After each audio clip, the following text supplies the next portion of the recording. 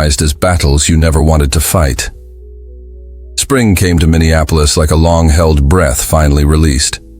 Mary sat in Charles's old chair, watching through the living room window as Tom Henderson helped James with the grandfather clock. Her son's movements were careful, deliberate, as he referenced an old manual he'd found in his father's belongings. The past 6 months had rewritten everything. The Mary Peterson Law had passed in Minnesota, with similar legislation pending in 12 other states.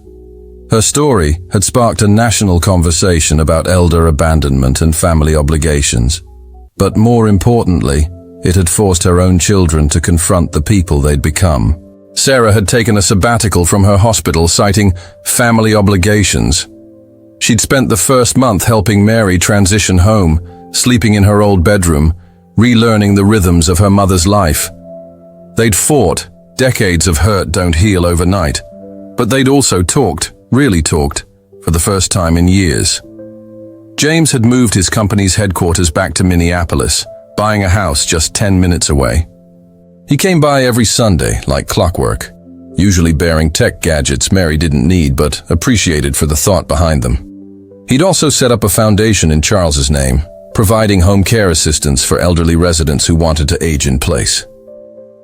Michael's transformation had been the most dramatic. The development company had collapsed under the scandal, forcing him to rebuild from scratch. His new venture focused on renovating existing homes to be elder-friendly, preserving neighborhoods instead of demolishing them. He'd started with Mary's house, personally overseeing the installation of safety features and accessibility modifications. The clock's mechanism made a promising sound. "I think we've got it, Mom," James called over his shoulder. He and Tom Henderson stepped back as the pendulum began to swing, its gentle rhythm filling the room for the first time in years. Mary closed her eyes, remembering Charles's hands on that same mechanism, teaching a young James about gears and timing. When she opened them, her son was watching her, his eyes bright with unshed tears. "Dad would be proud of you," she said softly. "Not for fixing the clock, for fixing yourself." The doorbell rang before James could respond. It was Sarah and Michael arriving for their weekly family dinner.